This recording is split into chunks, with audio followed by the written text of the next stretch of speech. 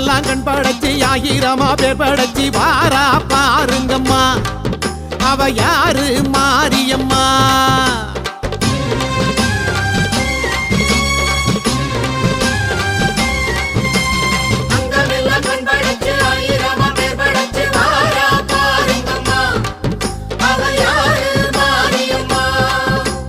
கண்ணபுரத்தா அவ என்ன படைச்சா